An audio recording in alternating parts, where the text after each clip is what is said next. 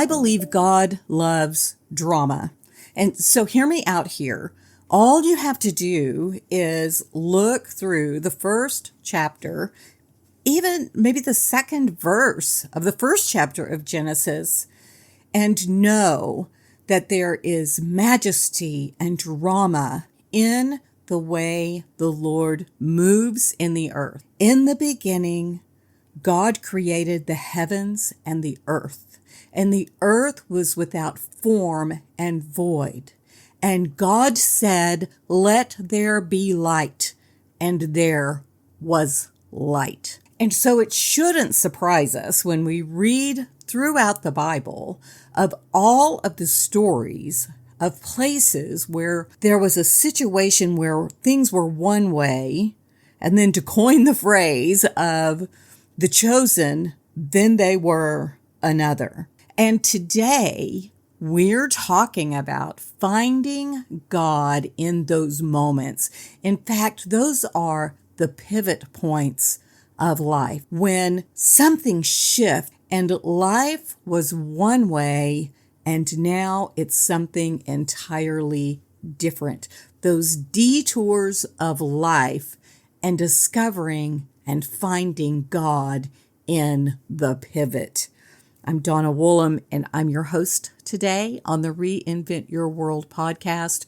We're talking about starting again. And I believe that God's direction, God's path opens up in front of us in these moments of the detours, and not despite them. It's not as if God is in heaven saying, "Oh no, she messed up. Now what am I going to do?" and that he's wringing his hands. But in fact, we can discover that the power of God's call on our life and the work that he's called us to do and the actual vision and destiny of our life is often found in what we consider to be a derailment, when they are actually the opportunities for us to get on the path the Lord has for us. Now, I'm not saying that everything that we go through is good. I'm not saying that everything that we go through is God's will.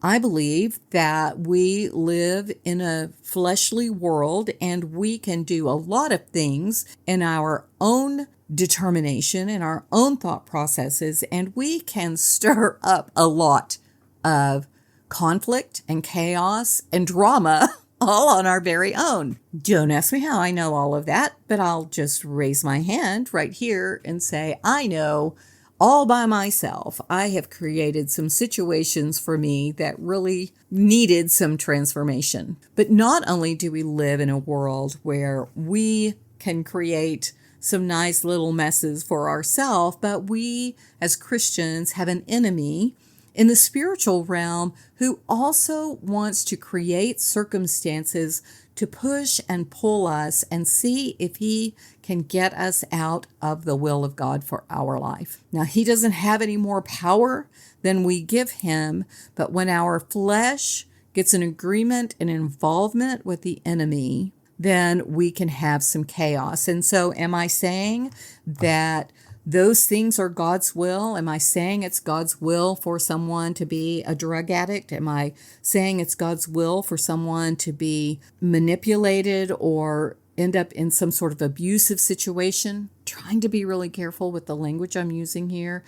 I don't believe that it is God's will. God doesn't work like that. He's not an abusive father. He doesn't beat us up so that we'll learn our lesson.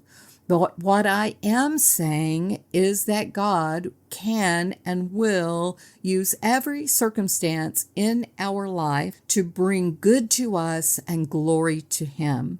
And so when we find ourselves on these pivot paths, if we will submit ourselves to him, if we will lay down our idea of exactly what's supposed to happen, we can find incredible victory and glory and joy in the middle of a situation. We've talked about Joseph from the book of Genesis and how his life seemed to be such a mess with the way that his brothers threw him in a pit. He was sent to Egypt. He was in the prison. We know that God raised him up and used him. At the end of his dad's life, at the end of Israel, Jacob's life, after he had died, his brothers came to him and, as if to plead with him on behalf of his father's memory, said, "Hey, now, before Dad died, he told us to tell you not to be mad at us." And Joseph said something that has resonated throughout church history, and it's something we say a lot: what you meant for evil, the Lord meant for good.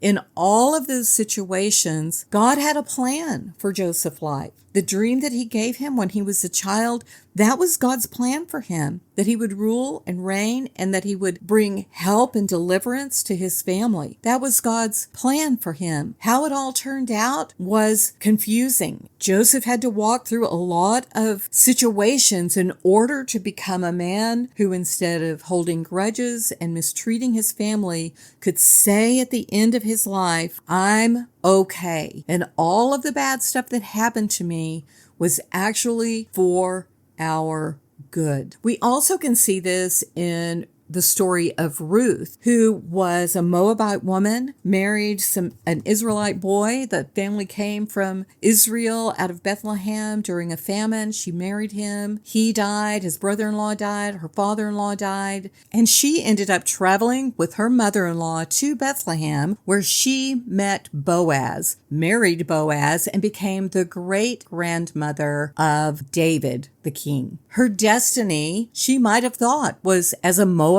woman, but God put her in the lineage of the Messiah, Jesus. We see this as well in the Apostle Paul. He wanted to go to Asia. He tried. It tells us in the book of Acts that he tried one way and then another, tried one way and another, and he just couldn't get there. And in a dream one night, there was a man who said, "Come over to us." And he went into Macedonia. Now, you probably haven't been called from Asia Minor to Macedonia, or maybe you aren't a Moabite who married an Israelite, but I'm guessing that you have had plenty of opportunities to look at situations in your life as a failure instead of a redirection. I know that whenever I was trying to figure out what life was going to be like after my husband died, it became really kind of challenging for me to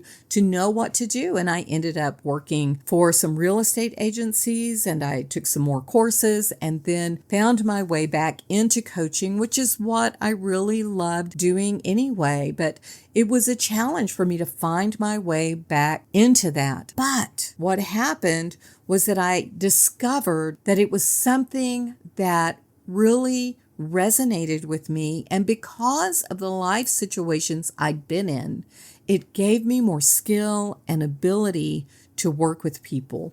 I'm reminded of a client that I was working with to help find the direction that she wanted to go in her business. She was building her online business, taking her counseling expertise and her counseling license and seeing if she could transfer that and switch that into an online space of coaching people with anxiety and helping them overcome anxiety.